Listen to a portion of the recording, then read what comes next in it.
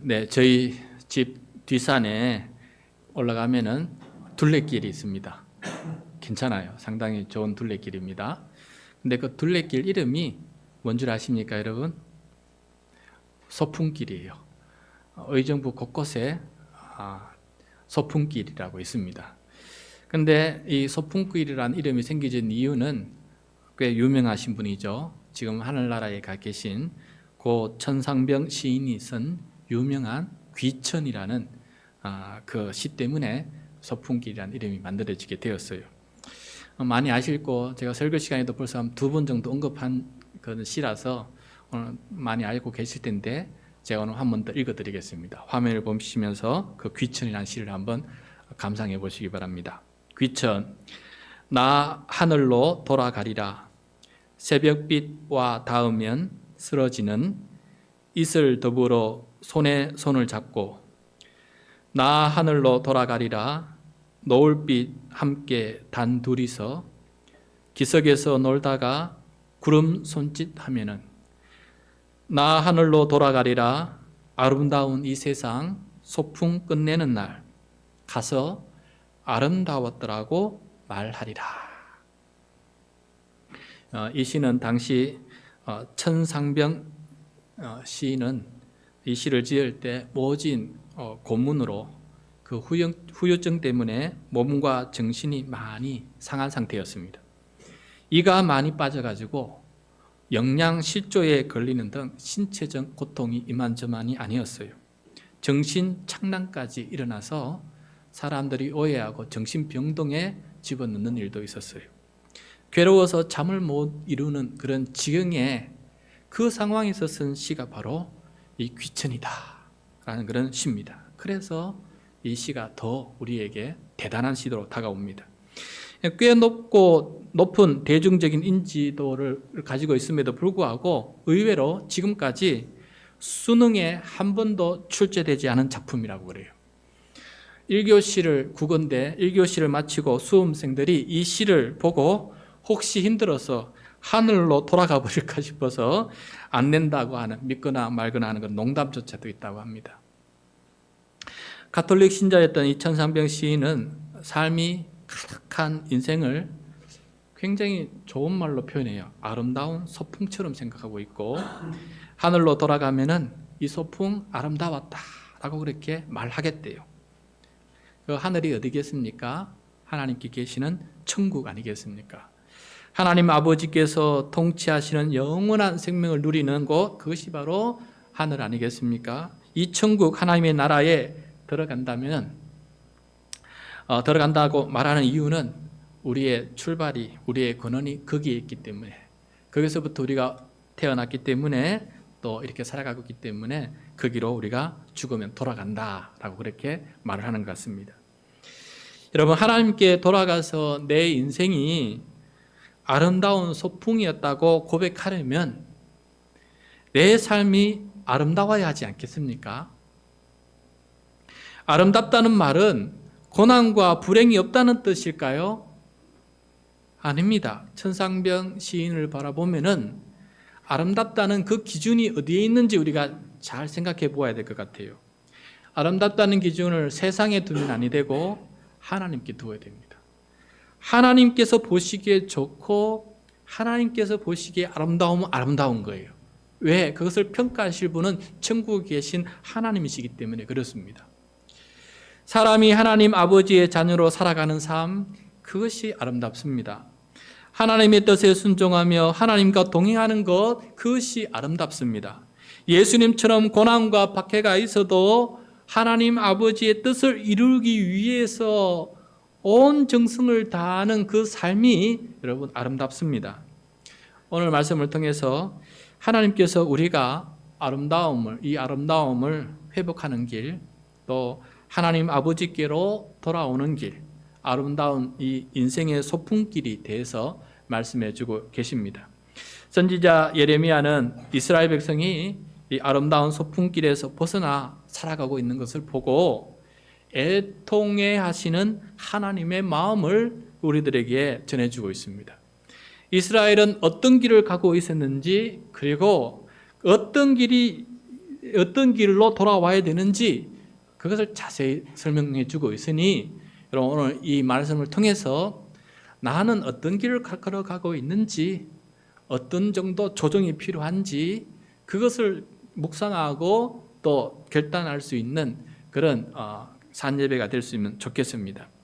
먼저 이스라엘은 하나님을 등지고 하나님께로부터 멀리 떠나가는 길을 걷고 있습니다. 하나님을 등지고 하나님으로부터 자꾸 더 멀어지는 길을 가고 있다는 거예요. 19절 말씀입니다. 19절 같이 읽겠습니다. 시작. 내가 말하기를 내가 어떻게 하든지 너를 자녀들 중에 두며 허다한 나라들 중에 아름다운 기업인 이 귀한 땅을 내게 주리라 하였고 내가 다시 말하기를 너희가 나를 나의 아버지라 하고 나를 떠나지 말 것이니라 하였노라.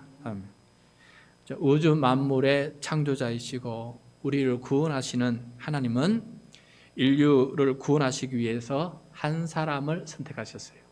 그 한 사람이 누구입니까? 아브라함이에요. 아브라함 한 사람을 선택했는데 민족이 탄생하게 되었어요. 그 민족이 어느 민족입니까? 이스라엘 민족이에요. 이스라엘. 하나님은 이 이스라엘 민족에게 자기 자녀이기 때문에 땅도 주세요.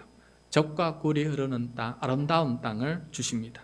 그리고 난 다음에 그 민족을 영적으로 입양을 해요. 너희는 내 자식이다. 굉장한 하나님의 책임감 아니겠어요? 너희는 내 자식이다. 그리고 특별한 존귀함 그런 것들을 그들에게 부여해 주시면서 나와 함께 새로운 삶을 살아가자라고 이렇게 언약을 맺는 것을 보게 됩니다. 그래서 아버지 하나님은 자녀인 이 이스라엘이 하나님과 언약 맺은 대로 그 언약에 충실해서 복이 되기를 원했어요. 참 복되다. 복된 사람 되기를 원했어요. 근데 그 복이 어느 정도 복이냐? 이웃들에게, 다른 민족에게조차도 복이 되는 복의 통로가 되기를 원했어요. 그래서 이스라엘 덕분에 세상 모든 민족이 하나님의 복 안으로 들어와서 살아가기를 그렇게 원하셨어요.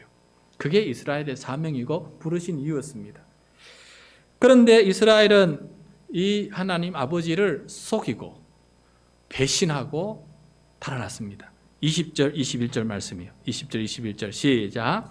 그런데 이스라엘 족속아 마치 아내가 그의 남편을 속이고 떠나감 같이 너희가 확실히 나를 속였느니라. 여호와의 말씀이니라.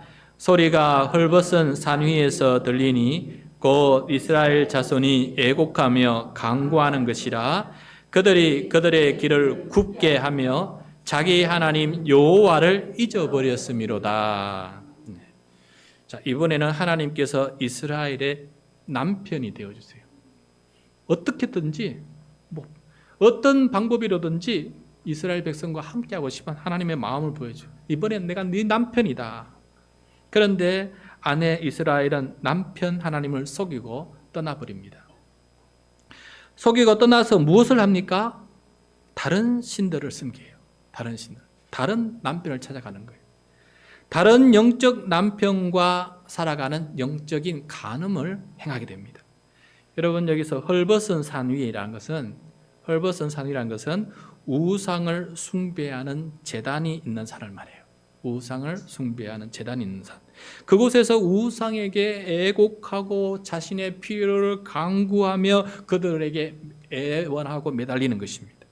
그래서 헐벗은 산 위로 올라가는 길은 그들이 걸어가야 할 아름다운 길이 아니에요. 그것을 굽은 길이다라고 말해요. 굽은 길. 그리고 남편 하나님을 잊어버리고 배신하는 길이다. 잊어버리는 길이고 망각의 길이고 배신의 길이다 라고 이렇게 말씀하고 있습니다. 여러분 예수님의 12제자 중에 마치 가룟 유다와 비슷한 모습을 보여주고 있어요. 예수님께 거짓말을 하고 배신하고 그놈의 돈 은 30을 받고 대제사장을 예수님께 팔아버리지 않았습니까? 거짓말쟁이고 배신자였어요. 예수님을 배신하고 재물을 사랑한 것 때문입니다. 유다가 굉장히 눈치가 빠른 사람이에요. 돈 돌아가는 소리를 아는 사람이에요. 그래서 회개를 맡았지 않았습니까?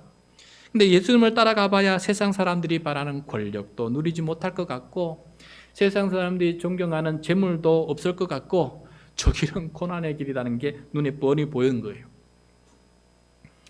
이스라엘은 여호와 하나님보다 가나안의 우상인 바알과 아세라 그 부부 신을 더 좋아했습니다.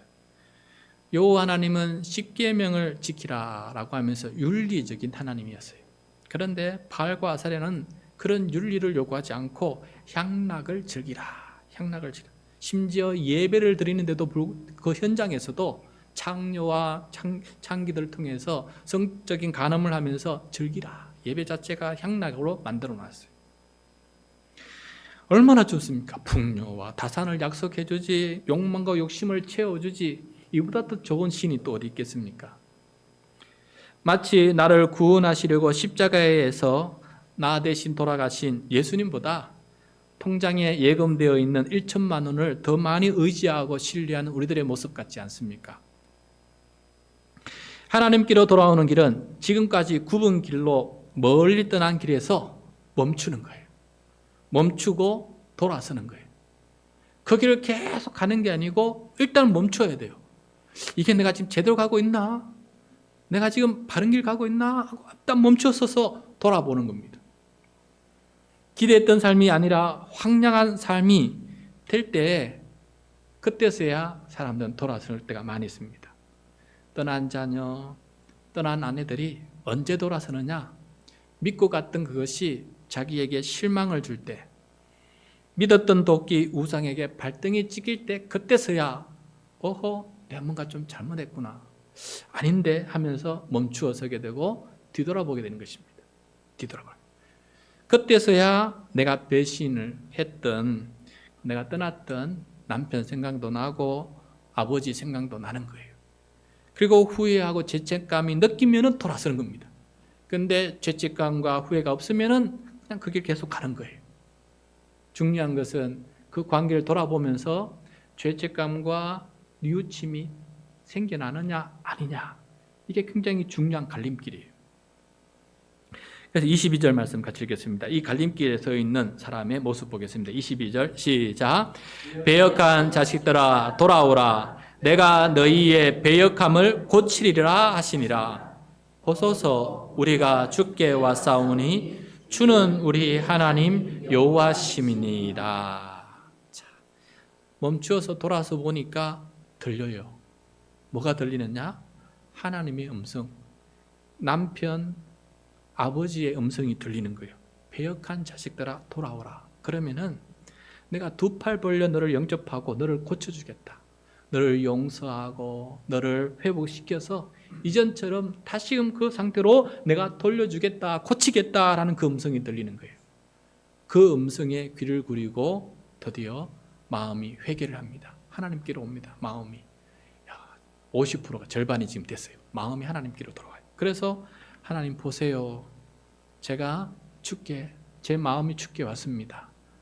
생각해 보니 주님은, 나의 주인은 우리 하나님 여호와밖에 없음을 다시 깨닫게 됩니다. 라고 이렇게 뉘우치게 되는 거예요. 여러분, 여기서 돌아설 수 있는 기점이 생기는 거예요. 여기에 있어야 돌아서는 겁니다. 안 그러면은 안 돌아서요. 그동안 따랐던 우상은 헛된 것이다라는 고백이 그 다음부터 나와요. 23절, 24절 같이 읽겠습니다. 시작. 작은 산들과 큰 산 위에서 떠드는 것은 참으로 헛된 일이라. 이스라엘의 구원은 진실로 우리 하나님 여호와께 있나이다. 부끄러운 그것이 우리가 청년의 때로부터 우리 조상들의 사람인 양떼와 소떼와 아들들과 딸들을 삼켜 싸운즉,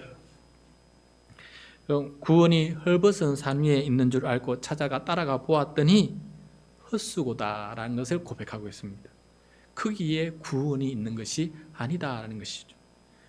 또 부끄러운 그것이 바로 그 헐벗은 산에서 향락을 즐기는 그것이, 그 부끄러운 그것, 그 우상 앞에서 향락을 즐기던 그것이 유혹이 되어서 우리를 삼켜버렸다. 그 유혹이 얼마나 달콤하고 좋았는지 그것이 우리를 삼켜버려서 거기서 헤어나오지를 못하고 있었습니다. 헤어나오지 못했는데 거기서 보니까 그게 만족이 아니다는 것을 깨닫게 되었습니다 라는 말이에요. 그리고 드디어 자기 죄를 고백하고 참회를 하게 됩니다. 25절 말씀, 25절 같이 읽겠습니다. 우리는 수치 중에 눕겠고 우리의 치욕이 우리를 덮을 것이니 이는 우리와 우리 조상들이 청년의 때로부터 오늘까지 우리 하나님 여호와께 범죄하여 우리 하나님 여호와의 목소리에 순종하지 아니하였음이니이다. 하나님께 수치스럽고 치욕스러운 것임을 인정하고 제가 죄를 지었습니다. 제가 아버지를 배신하고 남편이신 아버지를 하나님을 배신하고 제가 잘못했습니다. 제가 죄인입니다. 제가 하나님의 말씀을 순종하지 못했습니다 라고 이렇게 참회하고 회개 기도를 드린 것을 보게 됩니다. 여러분, 오늘 이 말씀을 묵상하면서 참 회개가 무엇인지, 그리고 회개하는 기도가 무엇인지 참 좋은 본보기를 우리가 본다는 생각이 들어요. 지난 금요일 날에 우리는 염려하지 않고, 이방인처럼 염려하지 않고 주님께 드리는 기도의 좋은 본보기를 배웠거든요. 근데 오늘 보니까 이 참회가 무엇인지 참 좋은 본보기를 배우고 있는 것 같아요. 여러분, 최근에 저희 성도님들 중에는 2년 만에 예배의 자리에 나오신 분도 계시고 4년 만에 예배의 자리에 나오신 분도 계세요. 때론 인생 처음으로 예배의 자리에 나오신 분도 계십니다. 그런데 오늘 말씀을 보면서 그렇게 돌아올 때 이런 회개와 참회의 경험이 있었는지 물어보고 싶어요. 여러분 어떠셨습니까? 2년 만에, 4년 만에 인생 처음으로 하나님께 다시 돌아올 때 그 마음이 어떤 마음이었는지 한번 되돌아봅시다. 그동안 예배를 드리지 못한 것에 대한 진정한 참회와 회개가 마음에서 일어났습니까? 혹시 반대로 이렇게 예배에 다시 나온 자신을 굉장히 자랑스럽게 생각하거나 나와 준 것이 고맙지 않느냐, 나한테 고마워해야 한다라고 생각하면서 내가 하나님께 뉘우치고 참회해야 될 그것들을 혹시 잊어버리고 있지는 않는가 한번 물어보고 싶습니다. 인도자가 사정하니까, 교회의 사정이 자꾸 애처롭고 불쌍하니까 도와주는 선한 마음으로 나왔으니 나는 회개할 것이 없는 좋은 사람이고, 그래서 나는 참회할 것이 없습니다. 그런 마음으로 혹시 주님 앞에 돌아오지 않았는지 오늘 이 말씀을 통해서 한번 우리가 정직하게 되돌아보면 좋겠습니다. 왜 이런 생각이 들었냐 하면은, 처음 신앙생활 하시는 새신자와 요한복음을 공부를 하고 1:1 양육을 하면서 느끼는 것인데, 성경 말씀을 가르칠 때 가장 제가 힘든 부분이 무엇이냐면은 우리가 왜 죄인인지를 깨닫는 것이었어요. 우리가 왜 죄인인지 깨닫는 게 가장 힘들고 어려웠습니다. 나 정도면 착하지 않느냐, 나 정도면 괜찮지 않느냐 생각하는 사람 앞에 우리는 죽어 마땅한 죄인이다, 진노 아래에 있다, 죄의 종로로 타고 있다, 하나님의 원수가 되어 있다, 이것을 알고 깨닫는 과정이 여러분 굉장히 힘이 든 것을 알게 되었어요. 그래서 나의 죄를 대신해서 십자가에 달려 죽으신 예수님의 희생이 그리 고맙지가 않는 거예요. 그 십자가 앞에 감격하고 감사합니다, 고맙습니다 하면 회심이 일어나는데, 이런 회심이 진정으로 일어나지 않는 거예요.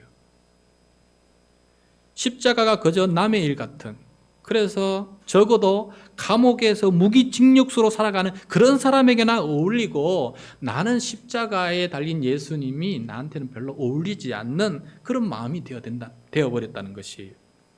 마치 사도 바울이 고백했던 것처럼 십자가는 유대인들에게는 꺼리끼는 것이고 이방인들에게는 어리석은 것이고 믿는 우리에게는 하나님의 능력이 된다는데, 이 하나님의 능력이 되려면은 하나님을 등진 이 죄인을 얼마나 사랑하시고 용서하시고 품으시는 그 구원의 은총이 나에게 감격적으로 다가와야 되는데 이것이 없어서 십자가가 능력이 되지 않는 것입니다.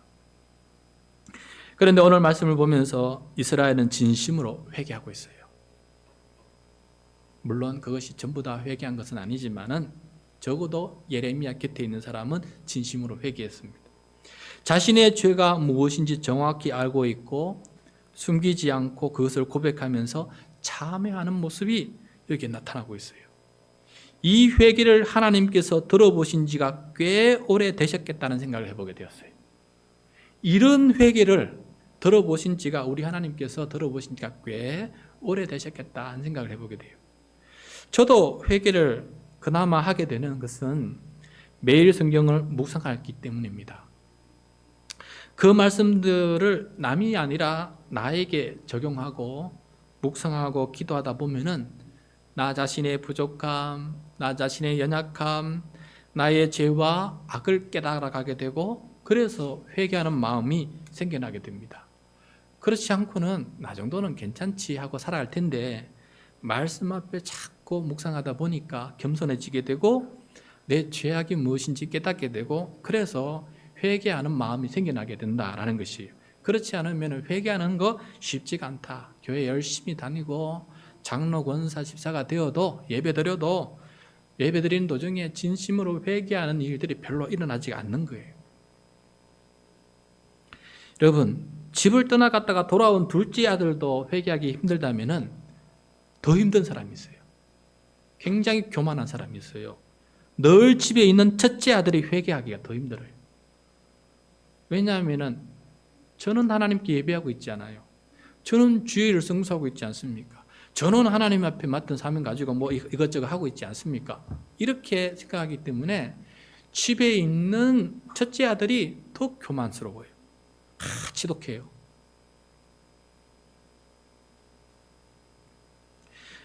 교우 여러분, 우리가 회개할 것이 없는 의인처럼 교만하게 하나님 앞에 서 있는지 아닌지 우리 성찰이 필요하다라는 것을 오늘 말씀을 통해서 많이 깨닫게 됩니다. 22절부터 오늘 25절까지의 이 회개와 참회의 내용이 나와는 상관없는 매우 낯선 기도가 되지 않았으면 좋겠어요. 이게 굉장히 낯선 기도가 되지 않았으면 좋겠어요. 이런 기도한다는 것이 어색하지 않았으면 좋겠어요. 우리의 영이 깨어서 하나님 아버지 앞에 자녀가 되는 심령이 되어서 이러한 영적인 자각과 깨우침이 있는 그런 살아있는 영이 되면 좋겠습니다. 이렇게 가던 구분기를 멈추고 돌아서서 참회하는 이스라엘의 마음은 하나님 길을 지금 돌아와 있습니다. 그런데 여러분, 여기가 끝이 아니에요. 끝이 아니에요. 마음은 하나님께로 돌아섰는데 문제는 몸이 아직까지 삶이 하나님께로 돌아오지 않고 있어요.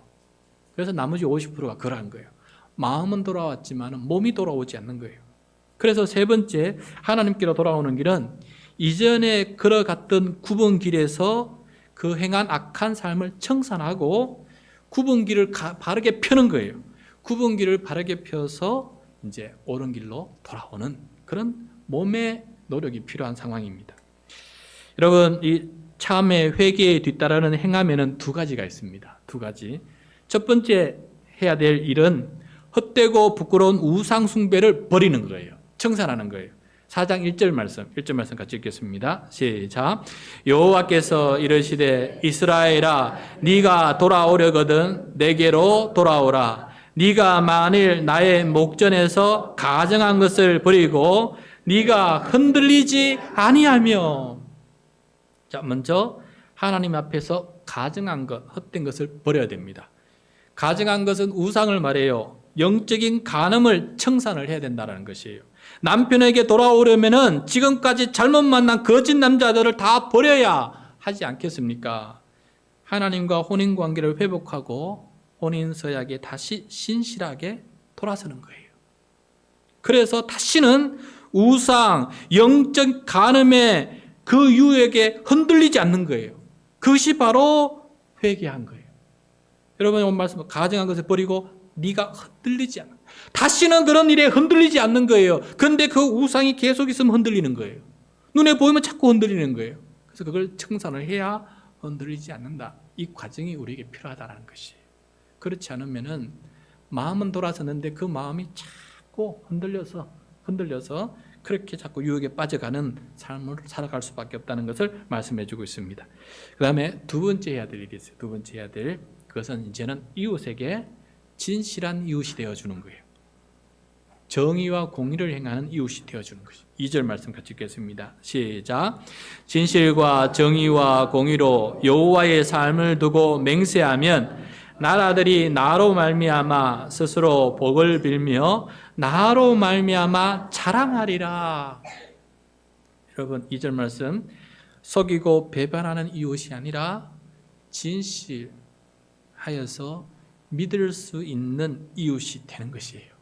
속이고 배반하는 이웃이 아니라 진실해서 믿을 수 있는 이웃이 되는 거예요. 진실한 이웃이 되려면 어떻게 해야 되느냐? 정의와 공의를 행하는 사람이 돼야 돼요. 진실한 이웃이 되려면 정의와 공의를 행하는 사람이 돼요. 여기서 정의는 쉽게 말하면 옳은 것과 틀린 것을 아는 것이에요. 옳은 것과 틀리는 것을 아는 것이에요. 그래서 옳은 것을 행하는 것이고 틀린 것은 행하지 않는 것이에요. 옳고 틀림의 기준은 어디에 있습니까? 내 생각에 있습니까? 내 판단에 있습니까? 세상 사람들의 풍문에 있습니까? 아닙니다. 진리이신 하나님의 말씀이 기준입니다. 그 말씀에 합한 것이면 옳은 것이고 그 말씀에 합하지 않는 것은 틀린 것이에요. 그래서 옳고 그름을 알고 행하는 사람이 정의로운 사람이에요. 세상에 말한 정의가 조금 차이가 있어요. 성경에서 말한 정의는 하나님이 빠지면 정의가 아니에요. 그다음에 공의는 사랑과 긍휼과 자비를 베풀어서 공동체를 올바르게 세우는 것이에요. 공동체를 올바르게 세우는 게 공의예요. 거기에는 사랑과 긍휼과 자비가 없으면 안 돼요. 정의는 좀 차가워요. 냉혹해요. 죄인에게 처벌을 해요. 그러나 공의는 공동체를 살만한 공동체로 회복시켜야 하기 때문에 그 마음속에 긍휼이 지배하고 있어요. 공의가 이끌 때 정의가 올바른 정의가 될 수 있다는 것을 말씀해 주고 있습니다. 죄인을 징계하더라도 회복하는 데 관심을 두는 것이 공의예요. 그게 공의입니다. 용서하고 사랑으로 다시금 올바른 관계로 회복하는 것. 이런 정의와 공의가 어우러진 삶을 살아가는 사람이 진실한 이웃이 되는 것입니다. 그것이 바로 오늘 주님께서 말씀해 주시는 두 번째 회개에 합당한 몸의 변화예요. 이렇게 그 몸이 또 그 삶이 돌아올 때 이스라엘은 복이 되기 시작합니다. 어떤 복이 되느냐? 주변 나라들이, 주변 사람들이 이 이스라엘 보면서, 변화된 우리를 보면서 그들 스스로가 하나님께 복을 빌고 하나님을 자랑하게 됩니다. 이스라엘이 자기가 복이 되고 그뿐만 아니라 모든 민족에게도 복이 되어서 자동 전도가 되는 거예요. 나의 모습을 바라보고 사람들이 당신이 믿는 하나님을 칭송하게 되고 그 하나님 나도 믿고 싶다 하면서 사람들이 하나님께로 돌아오는 일들이 벌어지게 되는 것이에요. 이게 바로 회개에 합당한 열매를 맺은 사람에게 주어지는 놀라운 아름다운 일인 거예요. 그게 아름다운 소풍길인 거 아니겠습니까? 앞서 말씀드린 것처럼 마음의 회개도 어려운데 삶의 회복이 열매로 나타나는 것은 정말 어렵습니다. 정말 어려워요. 돌아선 것 같지만은 돌아오지 않고 다시 돌아가는 길을 계속 걸어갑니다. 사람들은 마치 관성의 법칙처럼 브레이크를 팍 밟아도 그동안 달려오던 그 빠르기와 힘이 있어가지고 계속해서 그 방향으로 가는데 어떡합니까? 나도 모르게 자꾸 가는데 어떡합니까? 이 돌아서는 게 그만큼 힘들다는 것이에요. 여러분 왜 그럴까요? 왜 이렇게 돌아서는 게 힘이 들까요? 하나님께서 회개에 합당한 열매를 거두기 힘든 이유를 또 알려주세요. 오늘 말씀 기가 막힙니다. 대단한 말씀이에요. 3절 말씀 같이 읽겠습니다. 3절 말씀 시작. 여호와께서 유다와 예루살렘 사람에게 이같이 이르노라. 너희 묵은 땅을 갈고 가시덤불에 파종하지 말라. 씨를 뿌려 열매를 맺으려면은 씨를 뿌릴 묵은 땅을 갈아엎어야 돼요. 묵은 땅 가시덤불이 가득 덮여 있어요. 갈아엎어야 저 가시덤불이 사라져요. 그래서 씨를 뿌리면 싹이 나고 자라고 열매를 맺히는데 가시덤불이 있으면은 싹이 나고 자라기는 하는데 가시덤불의 기운이 빼앗겨 가지고 열매를 맺지 못하는 일이 벌어진다라는 것을 말씀해 주고 있어요. 여러분 여기서 밭은 우리의 마음을 뜻하고 가시덤불은 우리 마음속에 있는 염려와 욕심을 뜻한다라고 예수님께서 가르쳐 주셨어요. 누가복음 4장 18절 19절 말인데 화면을 보면서 같이 읽도록 하겠습니다. 시작. 또 어떤 이가 가시떨기에 뿌려진 자니 이들은 말씀을 듣기는 하되 세상의 염려와 재물의 유혹과 기타 욕심이 들어와 말씀을 막아 결실하지 못하게 되는 자요. 예레미야 4장 3절의 말씀을 무슨 뜻인지 예수님께서 자세히 우리들에게 가르쳐주고 있습니다. 세상의 염려 때문에 그 염려가 무엇이겠습니까? 단연코 재물 아니겠습니까? 그 재물의 유혹 때문에 어떤 일들이 생깁니까? 기타 욕심들이 생겨나요. 육신의 정욕, 안목의 정욕, 이생의 자랑들이라고 하는 이 욕심들이 마음 가득 채우게 되는 게 문제다라고 예수님께서 말씀해 주고 있어요. 이런 마음이 하나님의 말씀을 들어도 그 말씀을 가로막는 가시덤불이 되는 거예요. 이 가시덤불 때문에 하나님께 말씀에 순종하는 행함이 열매로 맺혀지지 않던 것이요. 마음은 회개했는데 육신이 좋은 열매가 맺히지 않는 것을 말해 주고 있어요. 이렇게 이 가시덤불이 된 마음을 갈아엎을 수 있을까요? 이 가시덤불을 치울 수 있을까요? 세상 염려, 재물에 대한 염려를 도대체 우리는 이길 수 있을까요? 그것은 오직 하나님께 대한 절대 신뢰와 믿음에 달려 있습니다. 세상 염려와 재물의 유혹과 정욕과 욕심이 나를 열매 없는 나무가 되게 하였다고 하는 이 깨달음과 뉘우침이 뼈저리게 다가와야 되고 가시덤불을 거두는 것이 낫다는 믿음이 내 마음속에 뚜렷하게 생겨나야 됩니다. 그때 우리의 마음은 하나님을 절대 신뢰할 수 있는 마음으로 돌아가게 되는 것이에요. 하나님을 신뢰하지 못하면은 결코 이 가시덤불을 치울 수가 없다라고 주님께서 말씀해 주고 있어요. 무엇을 먹을까? 무엇을 마실까? 무엇을 입을까? 너희가 염려하는데 공중의 새를 보라. 들의 백합화를 보라. 그들이 이런 기도, 이런 염려는 도대체 하느냐? 공중의 새와 들의 백합화도 하지 않는 이 일을 우리가 하는 이유는 하나님을 신뢰하지 못했기 때문에. 그래서 또 우상을 쫓아가게 된다. 하나님을 신뢰하는 마음으로 우리에게 있어야 될 것을 아시는 하나님을 믿고 우리를 입히시고 먹이시는 하나님을 믿고 지금까지 먹이시고 입히신 하나님을 생각한다면 충분히 우리가 그것을 믿을 수가 있는 거예요. 그리고 세상 염려, 재물의 염려, 의식주의 염려는 다 상대적인 빈곤의 문제예요. 상대적인 빈곤의 문제예요. 상대적인 염려라는 것이에요. 비교 상대를 바꾸어 버리면은 염려가 사라집니다. 그리고 천국이 우리 마음에 임해 버리면은 천국이 우리 마음속에 임하면은 염려는 한순간에 사라지게 돼요.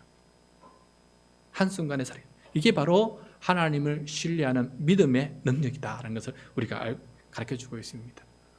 이거는 우리의 삶을 통해서 체험하고 경험해야 될 그런 내용입니다.